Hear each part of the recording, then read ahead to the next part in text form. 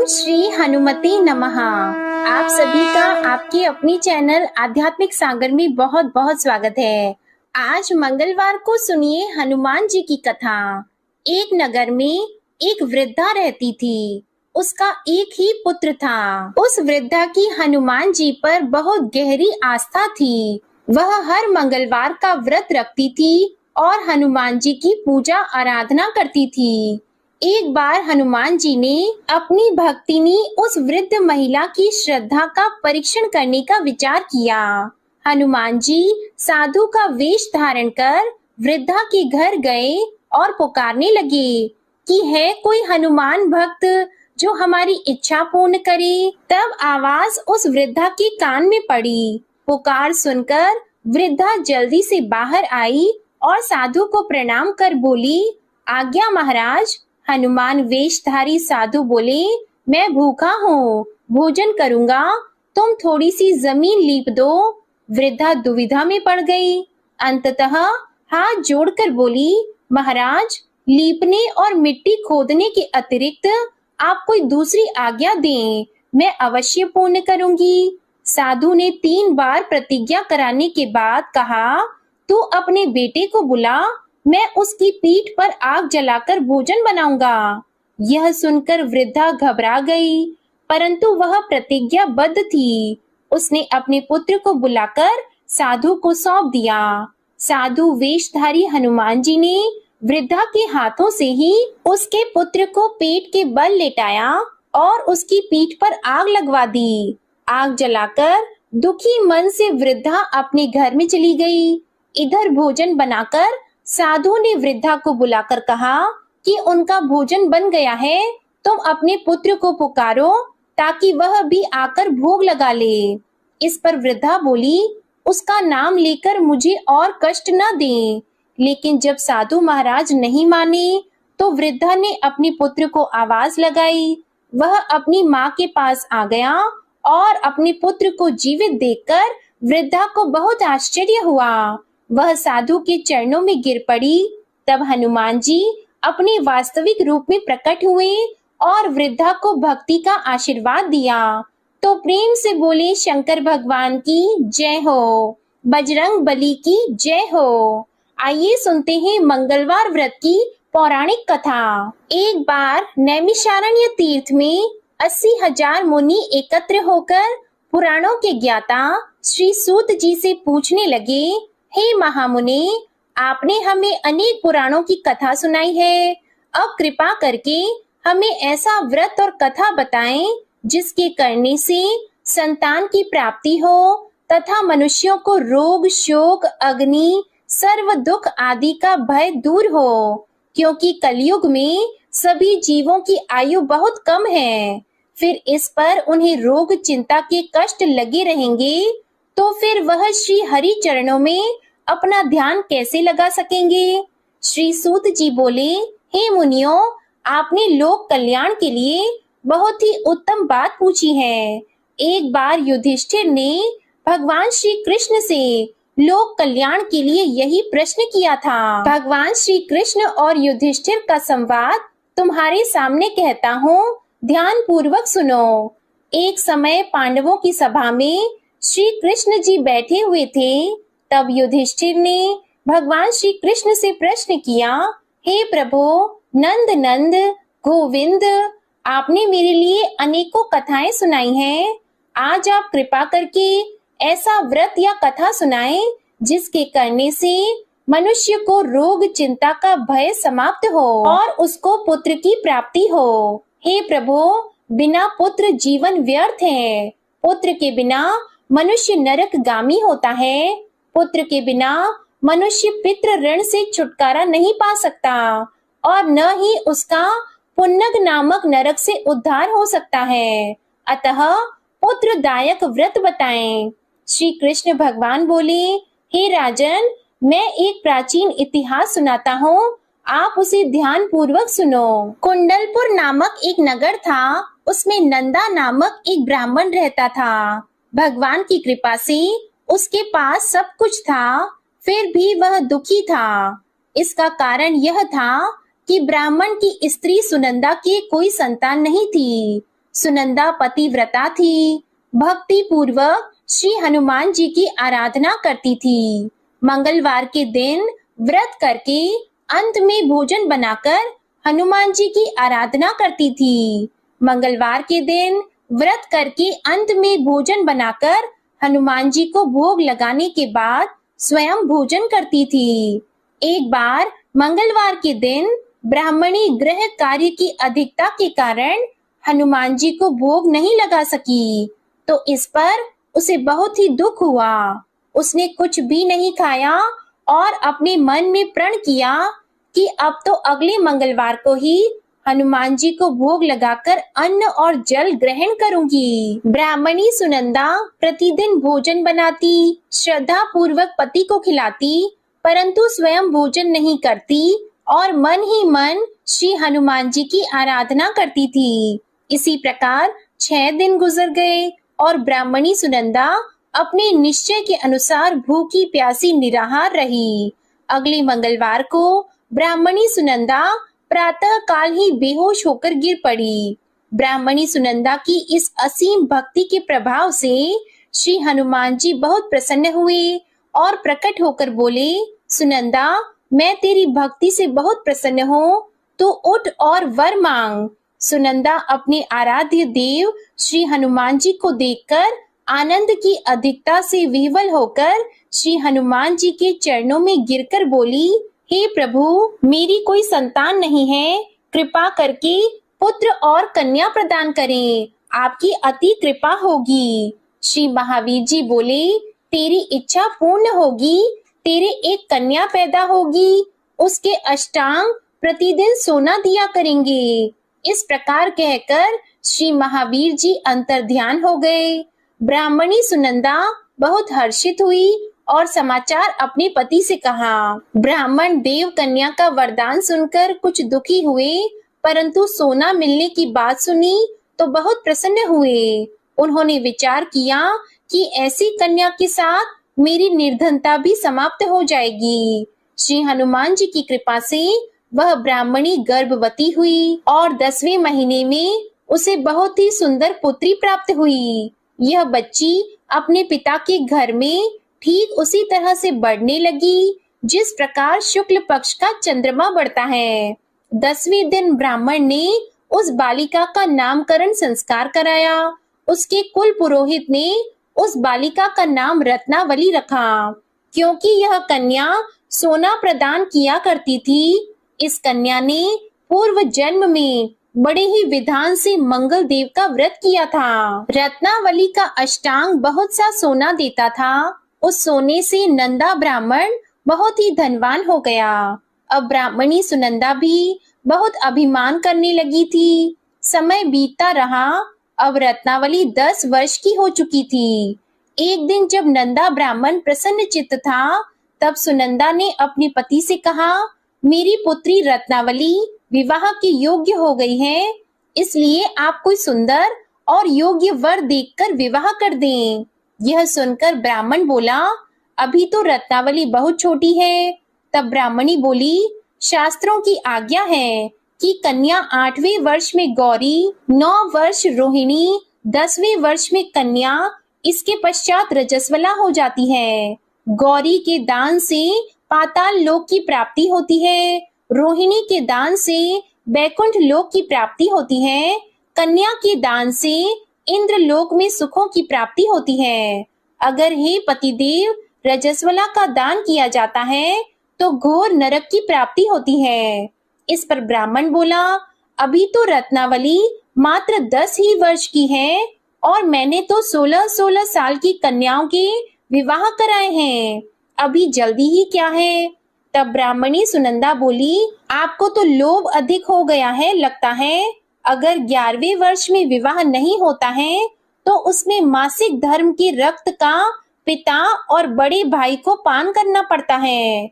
शास्त्रों में कहा गया है कि माता, पिता और बड़ा भाई रजस्वला कन्या को देखते हैं तो वह अवश्य ही नरकगामी होते हैं। तब ब्राह्मण बोला, अच्छी बात है, कल मैं अवश्य ही योग्य वर की तलाश में अपना दूत भेजूंगा। दूसरे दिन ब्राह्मण ने अपने दूत को बुलाया और आज्ञा दी कि जैसी सुंदर मेरी कन्या है वैसा ही सुंदर वर उसके लिए तलाश करो। दूत अपने स्वामी की आज्ञा पाकर निकल पड़ा। पंपई नगरी में उसने एक सुंदर लड़के को देखा। यह बालक एक ब्राह्मण परिवार का बहुत गुणवान पुत्र था। इसका नाम सोमेश्वर था। दूत ने इस सुंदर और गुणवान ब्राह्मण पुत्र के बारे में अपने स्वामी को पूर्ण विवरण दिया। ब्राह्मण नंदा को भी सोमेश्वर अच्छा लगा और फिर एक शुभ मुहूर्त में विधि पूर्वक कन्यादान करके ब्राह्मण संतुष्ट हुए। परंतु ब्राह्मण के मन में तो लोभ समाया हुआ था। उसने कन्यादान तो कर दिया था पर वह बहुत ही खिन्न था। उसने विचार किया कि रत्नावली तो अब चली जाएगी और मुझे इससे जो सोना मिलता था वह अब मिलेगा नहीं। मेरे पास जो धन था कुछ तो इसके विवाह में खर्च हो गया और जो शेष बचा है वह भी कुछ दिनों के बाद समाप्त हो जाएगा। मैंने तो इसका विवाह करके बहुत बड़ी भूल कर दी है। अब कोई ऐसा उपाय हो कि रत्नावली मेरे घर में ही बनी रहे, अपनी ससुराल न जाए। लोभ रूपी राक्षस ब्राह्मण के मस्तिष्क पर छाता जा रहा था। रात भर अपनी शैया पर बेचैनी से करवटें बदलते बदलते उसने एक बहुत ही क्रूर निर्णय लिया। उसने विचार किया कि जब रत्नावली को उसका पति सोमेश्वर अपने घर के लिए जाएगा तो वह मार्ग में छिपकर सोमेश्वर का वध कर देगा और अपनी लड़की को अपने घर ले आएगा, जिससे नियमित रूप से उसे सोना भी मिलता रहेगा और समाज का कोई मनुष्य उसे दोष भी नहीं दे सकेगा। जब अगले दिन सुबह हुई तो नंदा और सुनंदा ने अपने जमाई तथा लड़की को बहुत सारा धन देकर विदा किया। सोमेश्वर अपनी पत्नी रत्नावली को लेकर ससुराल से अपने घर की तरफ चल दिया। ब्राह्मण नंदा महालोभ के वशीभूत होकर अपनी मति खो चुका था। पाप पुण्य का उसे विचार नहीं रहा था। अपने भयानक और क्रूर निर्णय को कार्य रूप देने के लिए उसने अपने दूत को मार्ग में अपनी जमाई का वध कराने के लिए भेज दिया था, ताकि रत्नावली से प्राप्त होने वाला सोना उसे हमेशा मिलता रहे और वो कभी निर्धन न हो। ब्राह्मण के दूत ने अपने स्वामी की आज्ञा का पालन करते हुए उसके जमाई सोमेश्वर का मार्ग में ही वध कर दिया। समाचार प्राप्त कर ब्राह्मण नंदा मार्ग में पहुंचा और रोती हुई अपनी पुत्री रत्नावली से बोला, हे पुत्री, मार्ग में लुटेरों ने पति का वध कर दिया है। भगवान की इच्छा के आगे किसी का वश नहीं चलता है। अब तू घर चल, वहां पर ही रहकर शेष जीवन व्यतीत करना। जो भाग्य में लिखा है वही होगा। अपने पति की अकाल मृत्यु से रत्नावली बहुत दुखी हुई। करुण क्रंदन और रुदन करती हुई अपने पिता से बोली, हे पिताजी, इस संसार में जिस स्त्री का पति नहीं है उसका जीना व्यर्थ है। मैं अपने पति के साथ ही अपने शरीर को जला दूंगी और सती होकर अपने इस जन्म को, माता पिता के नाम को तथा सास ससुर के यश को सार्थक करूंगी। ब्राह्मण नंदा अपनी पुत्री रत्नावली के वचनों को सुनकर बहुत दुखी हुआ। विचार करने लगा कि मैंने व्यर्थ ही जमाई वध का पाप अपने सिर लिया है। रत्नावली तो उसके पीछे अपने प्राण तक देने को तैयार है। मेरा तो दोनों तरफ से मरण हो गया। धन तो अब मिलेगा नहीं।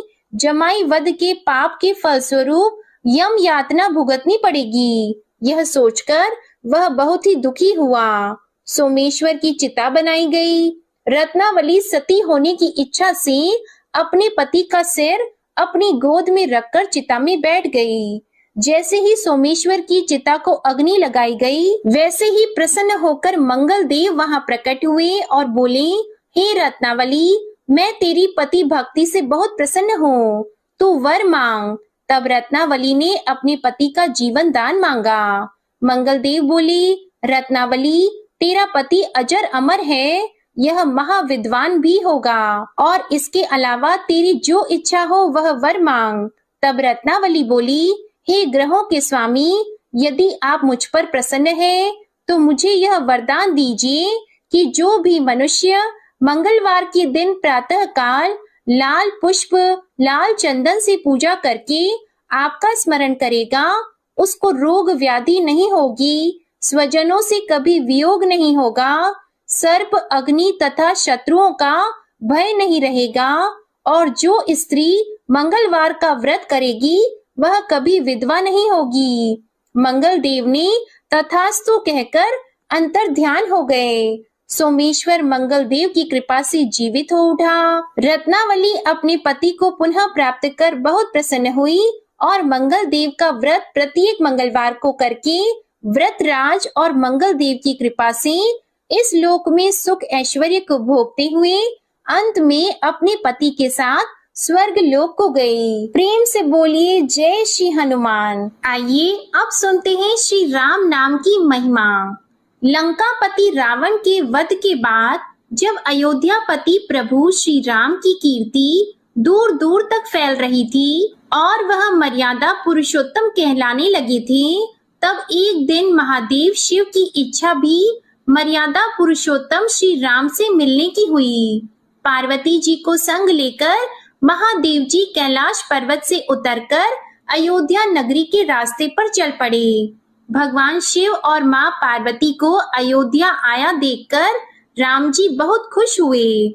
माता जानकी ने उनका उचित आदर सत्कार किया और स्वयं भोजन बनाने के लिए रसोई में चली गई। इस बीच भगवान शिव ने श्री राम जी से पूछा, आपके सेवक हनुमान जी दिखाई नहीं दे रहे हैं। तब श्री राम बोले, वे बगीचे में हैं। शिव जी ने श्री राम जी से बगीचे में जाने की अनुमति मांगी और पार्वती जी का हाथ थामकर बगीचे में आ गए।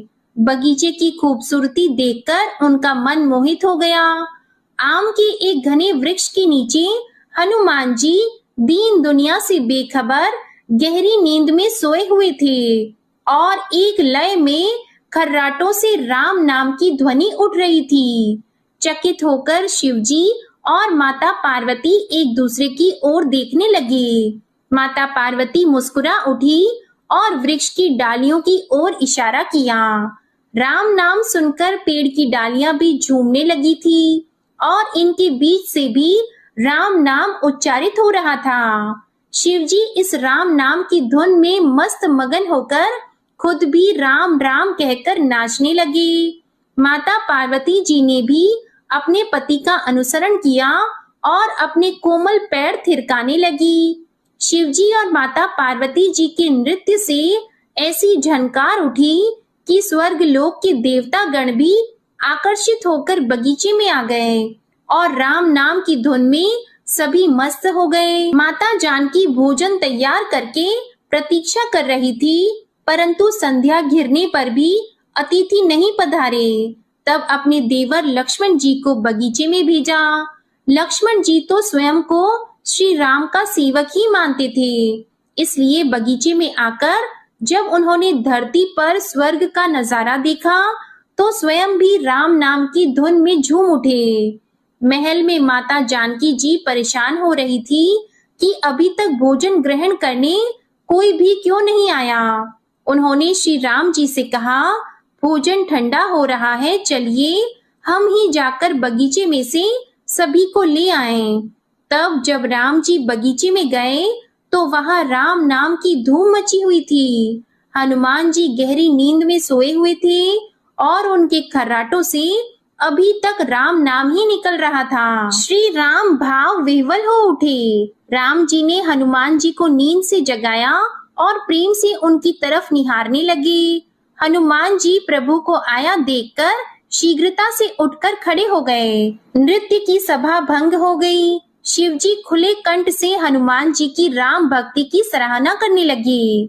हनुमान जी सकुचाए लेकिन मन ही मन खुश हो रहे थे। श्री सिया राम ने भोजन करने का आग्रह भगवान शिवजी से किया। सभी लोग महल में भोजन करने के लिए चल पड़े। माता जानकी जी भोजन परोसने लगी। हनुमान जी को भी श्री राम जी ने पंक्ति में बैठने का आदेश दिया। हनुमान जी बैठ तो गए, परंतु आदत ऐसी थी कि राम जी के भोजन परोसने के उपरांत ही सभी लोग भोजन करते थे। आज श्री राम के आदेश से पहले भोजन करना पड़ रहा था। माता जानकी हनुमान जी को भोजन परोसती जा रही थी, परंतु हनुमान जी का पेट ही नहीं भर रहा था। सीता जी कुछ समय तक तो उन्हें भोजन परोसती रही, फिर समझ गई कि इस तरह से तो हनुमान जी का पेट नहीं भरेगा। उन्होंने तुलसी के एक पत्ते पर राम नाम लिखा और भोजन के साथ हनुमान जी को परोस दिया। तुलसी पत्र खाते ही हनुमान जी को संतुष्टि मिली और वह भोजन खाकर उठकर खड़े हो गए। भगवान शिव शंकर ने प्रसन्न होकर हनुमान जी को आशीर्वाद दिया कि आपकी राम भक्ति युगों युगों तक याद की जाएगी और आप संकट मोचन के नाम से जाने जाएंगे। आइए अब सुनते हैं राम नाम की महिमा की दूसरी कहानी। महादेव जी को एक बार बिना कारण के किसी को प्रणाम करते देखकर पार्वती जी ने पूछा, आप किसको प्रणाम करते रहते हैं?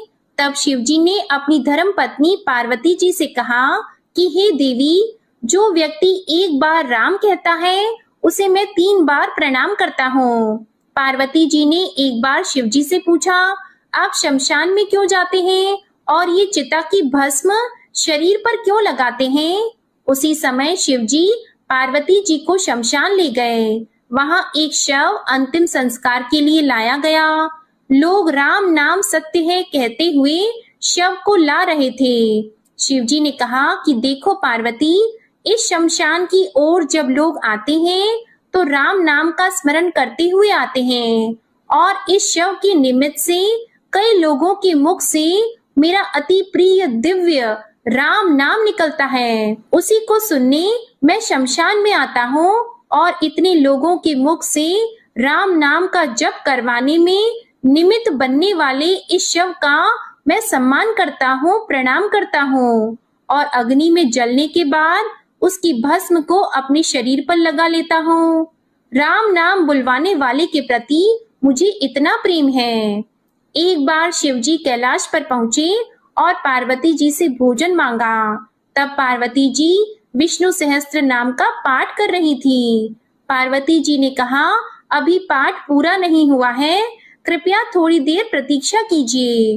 तब शिव जी ने कहा कि इसमें तो समय और श्रम दोनों लगेंगे। संत लोग जिस तरह से सहस्त्र नाम को छोटा कर लेते हैं और नित्य जपते हैं, वैसा उपाय कर लो। तो पार्वती जी ने पूछा कि वो उपाय कैसे करते हैं, मैं सुनना चाहती हूँ। तो शिव जी ने बताया, केवल एक बार राम कह लो, तुम्हें सहस्त्र नाम भगवान के 1000 नाम लेने का फल मिल जाएगा। एक राम नाम 1000 दिव्य नामों के समान है।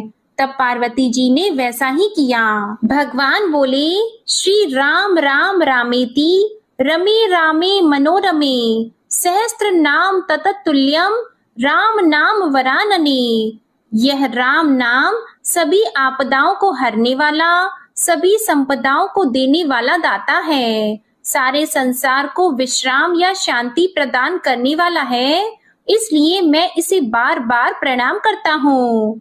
भव सागर की सभी समस्याओं और दुखों के बीजों को भूंज के रख देने वाला, समूल नष्ट कर देने वाला, सुख संपत्तियों को अर्जित करने वाला, यमदूतों को खदेड़ने वाला केवल राम नाम का जप है। इसलिए प्रयास पूर्वक स्वयं भी राम नाम जपते रहना चाहिए और दूसरों को भी प्रेरित करके राम नाम जपना चाहिए। इससे अपना और दूसरों का तुरंत कल्याण हो जाता है। यही सबसे सुलभ और अचूक उपाय है। इसलिए हमारे देश में प्रणाम राम राम कहकर किया जाता है। आइए अब सुनते हैं बिल्व वृक्ष की महिमा। एक बार नारद जी ने भोलेनाथ जी की स्तुति करके पूछा कि प्रभु, आपको प्रसन्न करने के लिए सबसे उत्तम और सुलभ साधन क्या है? हे त्रिलोकीनाथ, आप तो निर्विकार और निष्काम हैं। आप सहज ही प्रसन्न हो जाते हैं। फिर भी मेरे जानने की इच्छा है कि आपको क्या प्रिय है। तब शिव जी बोले, नारद जी, वैसे तो मुझे भक्त के भाव सबसे प्रिय हैं, फिर भी आपने पूछा है तो मैं बताता हूँ। मुझे जल के साथ साथ बिल्व पत्र बहुत प्रिय हैं। जो अखंड बिल्व पत्र मुझे श्रद्धा से अर्पित करते हैं, मैं उन्हें अपने लोक में स्थान देता हूँ। नारद जी भगवान शंकर और माता पार्वती की वंदना करके अपने लोक को चले गए। उनके जाने के पश्चात पार्वती जी ने शिव जी से पूछा कि हे प्रभु, मेरी ये जानने की बड़ी तीव्र इच्छा हो रही है कि आपको बेल पत्र इतने प्रिय क्यों हैं? कृपा करके मेरी जिज्ञासा को शांत कीजिए। तब शिव जी बोले, हे शिवे, बिल्व के पत्ते मेरी जटा के समान हैं। उसका त्रिपत्र यानी 3 पत्ते ऋग्वेद, यजुर्वेद और सामवेद हैं। शाखाएं समस्त शास्त्र का स्वरूप है। बिल्व वृक्ष को आप पृथ्वी का कल्प वृक्ष समझें, जो ब्रह्मा, विष्णु और शिव स्वरूप हैं। हे पार्वती, स्वयं महालक्ष्मी जी ने शैल पर्वत पर बिल्व वृक्ष रूप में जन्म लिया था। इस कारण भी बेल का वृक्ष मेरे लिए अति प्रिय है। महालक्ष्मी जी ने बिल्व का रूप धरा, ये सुनकर पार्वती जी कौतूहल में पड़ गईं और पार्वती जी कौतूहल से उपजी जिज्ञासा को रोक न पाईं। उन्होंने पूछा, देवी लक्ष्मी ने आखिर बिल्व वृक्ष का रूप क्यों लिया? आप ये कथा विस्तार से कहें। तब भोलेनाथ ने देवी पार्वती जी को कथा सुनाना आरंभ किया। हे देवी, सतयुग में ज्योति रूप में मेरे अंश का रामेश्वर लिंग था। ब्रह्मा आदि देवों ने उसका विधिवत पूजन अर्चन किया था। इसका परिणाम ये हुआ कि मेरे अनुग्रह से वाणी देवी सबकी प्रिय हो गई। वे भगवान विष्णु को सतत प्रिय हो गई। मेरे प्रभाव से भगवान केशव के मन में वाग देवी के लिए जितनी प्रीति उत्पन्न हुई, वह स्वयं लक्ष्मी जी को नहीं भाई। लक्ष्मी देवी का श्री हरि के प्रति मन में कुछ दुराव पैदा हो गया। वह चिंतित और रुष्ट होकर चुपचाप परम उत्तम श्री शैल पर्वत पर चली गईं। वहां उन्होंने तप करने का निश्चय किया और उत्तम स्थान का चयन करने लगी। महालक्ष्मी ने उत्तम स्थान का निश्चय करके मेरे लिंग विग्रह की उग्र तपस्या प्रारंभ की। उनकी तपस्या कठोरतम होती जा रही थी। हे परमेश्वरी, कुछ समय के बाद महालक्ष्मी जी ने मेरे लिंग विग्रह से थोड़ा ऊर्ध्व में एक वृक्ष का रूप धारण कर लिया। अपने पत्तों और पुष्प द्वारा निरंतर मेरा पूजन करने लगी। इस तरह महालक्ष्मी जी ने लाखों वर्षों तक घोर आराधना की। अंततः उन्हें मेरा अनुग्रह प्राप्त हुआ। मैं वहां प्रकट हुआ और देवी से इस घोर तप की आकांक्षा पूछकर वर देने को तैयार हुआ। महालक्ष्मी जी ने मांगा कि श्री हरि के हृदय में मेरे भाव से वाग देवी के लिए जो स्नेह हुआ है वह समाप्त हो जाए। तब शिव जी बोले, मैंने महालक्ष्मी जी को समझाया, श्री हरि के हृदय में आपके अतिरिक्त किसी और के लिए कोई प्रेम नहीं है। वाग देवी के प्रति उनका प्रेम नहीं अपितु श्रद्धा है। यह सुनकर लक्ष्मी जी प्रसन्न हो गईं और पुनः श्री विष्णु के हृदय में स्थित होकर निरंतर उनके साथ विहार करने लगी। हे पार्वती, महालक्ष्मी के हृदय का एक बड़ा विकार इस प्रकार दूर हो गया।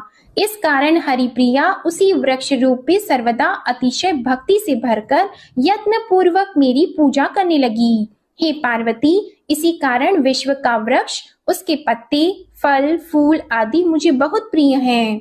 मैं निर्जन स्थान में बिल्व वृक्ष का आश्रय लेकर रहता हूँ। बेल वृक्ष को सदा सर्व तीर्थ में एवं सर्व देवमय मानना चाहिए। बिल्व पत्र, बिल्व फूल, बिल्व वृक्ष अथवा बिल्व काष्ठ के चंदन से जो मेरा पूजन करता है वह भक्त मेरा अति प्रिय है। बिल्व वृक्ष को शिव के समान ही समझो। वह मेरा शरीर है जो बिल्व पर चंदन से मेरा नाम अंकित करके मुझे अर्पण करता है। मैं उसे सभी पापों से मुक्त करके अपने लोक में स्थान देता हूँ। हे देवी, उस व्यक्ति को स्वयं लक्ष्मी जी भी नमस्कार करती है जो मेरा पूजन करते हैं। जो बिल्व मूल में प्राण छोड़ता है उसको रुद्र देह प्राप्त होता है और ऐसे मनुष्य पर सदैव ही माता लक्ष्मी की कृपा रहती है और साथ ही साथ भगवान नारायण की कृपा भी उन पर सदैव बनी रहती है। प्रेम से बोलिए भगवान शिव और माता पार्वती की जय। आइए अब सुनते हैं मंगलवार को सुनी जाने वाली मंगला गौरी माता की पौराणिक कथा। कुरु देश में श्रुत कीर्ति नामक एक विद्वान, कीर्तिशाली, शत्रुओं का नाश करने वाला, 64 कलाओं का ज्ञाता तथा धनुर्विद्या में कुशल राजा हुआ था। पुत्र के अलावा अन्य सभी शुभ चीजें उस राजा के पास थी। इसलिए वह राजा संतान के विषय में अत्यंत चिंतित हुआ और जब ध्यान पूर्वक देवी की आराधना करने लगा, तब उसकी कठोर तपस्या से देवी प्रसन्न हो गई और उससे यह वचन बोली कि हे सुव्रत, वर मांगो। तब श्रुतकीर्ति बोला, हे देवी, यदि आप मुझ पर प्रसन्न हो तो मुझे सुंदर पुत्र दीजिए। हे देवी, आपकी कृपा से अन्य किसी भी वस्तु का अभाव नहीं है। तब उसका यह वचन सुनकर पवित्र मुस्कान वाली देवी ने कहा, राजन, तुमने अत्यंत दुर्लभ वर मांगा है, फिर भी कृपावश मैं तुम्हें अवश्य दूंगी। किंतु हे राजन, सुनिए, यदि परम गुण पुत्र चाहते हो तो वह केवल 16 वर्ष तक जीवित रहेगा, और यदि रूप तथा विद्या से पुत्र चाहते हो तो दीर्घ जीवी होगा। देवी का यह वचन सुनकर राजा चिंतित हो उठा और पुनः अपनी पत्नी से परामर्श करके उसने गुणवान तथा सभी शुभ लक्षणों से संपन्न 16 वर्ष की आयु वाला पुत्र मांगा। तब देवी ने भक्ति संपन्न राजा से कहा, हे नृपनंदन, मेरे मंदिर के द्वार पर आम का वृक्ष है, उसका एक फल लाकर मेरी आज्ञा से अपनी पत्नी को उसे भक्षण हेतु प्रदान करो, जिससे वह शीघ्र ही गर्भ धारण करेगी, इसमें संदेह नहीं है। प्रसन्न होकर राजा ने वैसा ही किया और उसकी पत्नी ने गर्भ धारण कर लिया। 10वें महीने में उसने देवतुल्य सुंदर पुत्र को जन्म दिया। तब हर्ष तथा शोक से युक्त राजा ने बालक का जात कर्म आदि संस्कार किया और शिव का स्मरण करते हुए उसका नाम चिरायु रखा। इसके बाद पुत्र के 16 वर्ष के होने पर पत्नी सहित राजा चिंता में पड़ गए और वे विचार करने लगे कि यह पुत्र बड़े कष्ट से प्राप्त हुआ है और मैं इसकी दुखद मृत्यु अपने ही सामने कैसे देख सकूंगा। ऐसा विचार करके राजा ने पुत्र को उसके मामा के साथ काशी भेज दिया। प्रस्थान के समय राजा की पत्नी ने अपने भाई से कहा कि आप मेरे पुत्र को काशी ले जाइए। मैंने भगवान मृत्युंजय से पूर्व में पुत्र के लिए प्रार्थना की थी और कहा था कि हे विश्वेश, आप जगतपति की यात्रा के लिए मैं उस पुत्र को अवश्य भेजूंगी। अतः आप मेरे पुत्र को आज ही ले जाइए और सावधानी पूर्वक इसकी रक्षा कीजिएगा। अपनी बहन की यह बात सुनकर भांजे के साथ वह चल पड़ा। कई दिनों तक चलते चलते वह आनंद नामक नगर में पहुंचा। वहां सभी प्रकार की समृद्धियों से संपन्न वीरसेन नाम वाला राजा रहता था। उस राजा की एक सर्व लक्षण संपन्न युवावस्था प्राप्त मनोहर और रूप लावण्यमयी मंगला गौरी नामक कन्या थी। उत्तम सौंदर्य अभिवृद्धि को प्राप्त वह कन्या किसी समय सखियों के साथ नगर के उपवन में क्रीड़ा करने के लिए गई हुई थी। उसी समय वह चिरायु तथा उसका मामा वे दोनों भी वहां पहुंच गए और उन कन्याओं को देखने की लालसा से वहीं विश्राम करने लगे। इसी बीच विनोद पूर्वक क्रीड़ा करती हुई उन कन्याओं में से किसी एक ने कुपित होकर राजकुमारी को राणा यह कुवचन कह दिया। तब उस अशुभ वचन को सुनकर राजकुमारी ने कहा कि तुम अनुचित बातें क्यों बोल रही हो? मेरे कुल में तो इस प्रकार की कोई नहीं है। मंगला गौरी की कृपा से तथा उनके व्रत के प्रभाव से विवाह के समय जिसके सर पर मेरे हाथ से अक्षत पड़ेंगे, हे सखी, वह यदि अल्प आयु वाला भी होगा तो भी चिरंजीवी हो जाएगा। इसके बाद वे सभी कन्याएं अपने अपने घर चली गईं। उसी दिन राजकुमारी का विवाह था। बालिक देश के दृढ़धर्मा नामक राजा के सुकेत नाम वाले पुत्र के साथ उसका विवाह निश्चित किया गया था। वह सुकेत विद्याहीन, कुरूप तथा बहरा था। तब सुकेत के साथ आए हुए उन लोगों ने विचार किया कि इस समय कोई दूसरा श्रेष्ठ वर ले जाना चाहिए और विवाह संपन्न हो जाने के बाद वहां सुकेत पहुंच जाए। तो उन लोगों ने चिरायु के मामा के पास जाकर याचना की कि आप इस बालक को हमें दे दीजिए, जिससे हमारा कार्य सिद्ध हो जाए। इस पृथ्वी पर परोपकार के समान दूसरा कोई धर्म नहीं है। तब उनकी बात सुनकर चिरायु का मामा मन ही मन बहुत प्रसन्न हुआ, क्योंकि इसने उपवन में पहले ही कन्या मंगला गौरी की बात सुन ली थी। फिर भी उसने एक बार कहा कि आप लोग इसे किस लिए मांग रहे हैं? कार्य की सिद्धि हेतु वस्त्र, अलंकार आदि मांगे जाते हैं, वर तो कहीं भी नहीं मांगा जाता। तथापि आप लोगों का सम्मान रखने के लिए मैं इसे दे रहा हूँ। इसके बाद चिरायु को वहां ले जाकर उन लोगों ने विवाह संपन्न कराया। सप्तपदी आदि के हो जाने पर रात्रि में शिव पार्वती की प्रतिमा के समक्ष उस चिरायु ने हर्ष युक्त होकर मंगला गौरी के साथ शयन किया। उसी दिन चिरायु के 16 वर्ष पूर्ण हो चुके थे और अर्धरात्रि में साक्षात काल सर्प रूप में वहां आ गया। इसी बीच संयोगवश राजकुमारी जाग गई। उसने उस महासर्प को वहां देखा और वह भय से व्याकुल होकर कांपने लगी। तभी उस कन्या ने धैर्य धारण किया, 16 उपचारों से सर्प की पूजा की और पीने के लिए उसे दूध दे दिया। उसने दीनता भरी वाणी में उस सर्प की प्रार्थना की और स्तुति की। मंगला गौरी प्रार्थना करने लगी कि मैं उत्तम व्रत को करूंगी जिससे मेरे पति जीवित रहें। यह जिस तरह से चिरकाल तक जीवित रहें, आप वैसा कीजिए। इतने में सर्प वहां स्थित एक कमंडल में प्रवेश कर गया और उस मंगला गौरी ने अपनी कंचुकी से उस कमंडल का मुंह बांध दिया। इसी बीच उसका पति अंगड़ाई लेकर जाग गया और अपनी पत्नी से बोला, हे प्रिये, मुझे भूख लगी है।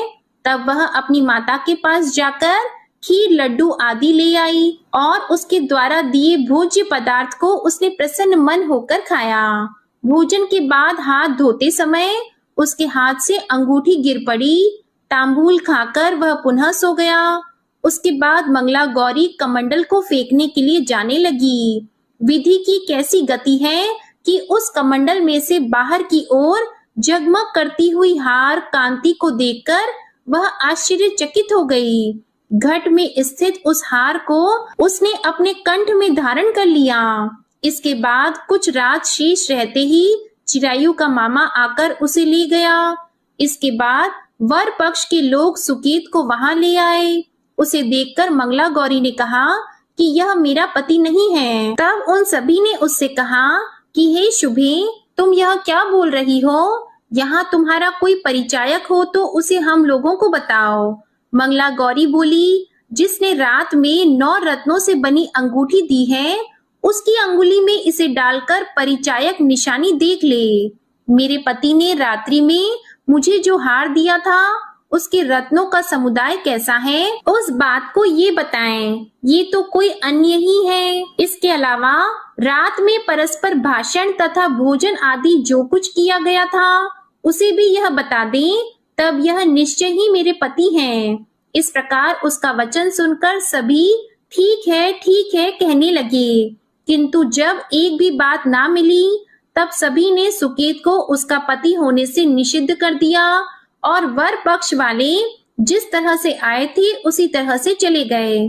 उसके बाद अपने वंश को बढ़ाने वाली महान यश से संपन्न तथा परम मनस्वी मंगला गौरी के पिता ने अन्न पान आदि का सत्र चलाया। उन्होंने वर पक्ष का वृतांत कानों कान सुन लिया कि स्वरूप से कुरूप होने के कारण लोगों के द्वारा किसी अन्य को वर के रूप में आदर पूर्वक लाया गया था। तब उन्होंने अपनी कन्या को पर्दे के भीतर बिठा दिया। उसके बाद 1 वर्ष बीतने पर यात्रा करके चिरायु अपने मामा के साथ यह देखने आया कि विवाह के बाद वहाँ क्या हुआ। तब भीतर से उसे देखकर वह मंगला गौरी अत्यंत प्रसन्न हुई और माता पिता से बोली कि मेरे पति आ गए हैं। तब राजा ने अपने स्वजनों को बुलाकर पूर्व में कहे गए सभी परिचायकों को निशानी को देकर मंद मुस्कान वाली अपनी कन्या चिरायु को सौंप दी। राजा ने शिष्ट जनों को साथ लेकर विवाह का उत्सव कराया। इसके बाद राजा वीरसेन ने वस्त्र, आभूषण आदि, सेना, घोड़े, रथ और अन्य भी बहुत सी सामग्रियां देकर उन्हें विदा किया। उसके बाद कुल को आनंदित करने वाला वह चिरायु पत्नी तथा मामा को साथ लेकर सेना के साथ अपने नगर पहुंचा। लोगों के मुख से उसे आया हुआ सुनकर उसके माता पिता को विश्वास नहीं हुआ। उन्होंने सोचा कि प्रारब्ध अन्यथा कैसे हो सकता है। इतने में वह अपने माता पिता के पास आ गया और स्नेह से परिपूर्ण वह चिरायु भक्ति पूर्वक उनके चरणों में गिर पड़ा। तब अपने पुत्र का मस्तक सूंघकर उन दोनों ने परम आनंद प्राप्त किया। पुत्र वधू मंगला गौरी ने भी सास ससुर को प्रणाम किया। तब सास उसे अपनी गोद में बिठाकर सारा वृतांत शीघ्रता पूर्वक पूछने लगी। हे महामुनि, तब पुत्र वधू ने भी मंगला गौरी के उत्तम व्रत महात्म्य तथा जो कुछ घटित हुआ था वह सब वृतांत बताया। जो कोई भी इसका श्रवण करता है या जो इसे कहता है उसके सभी मनोरथ पूर्ण हो जाते हैं, इसमें संदेह नहीं है। प्रेम से बोलिए मंगला गौरी माता की जय हो। आपको ये मंगलवार व्रत कथा अच्छी लगी हो तो वीडियो को लाइक करिएगा, शेयर करिएगा और चैनल को भी सब्सक्राइब करिएगा। इसी के साथ आज आप हमारे चैनल पर वैशाख मास महात्म्य की कथा को भी जरूर सुनिएगा। जय श्री राम, जय हनुमान।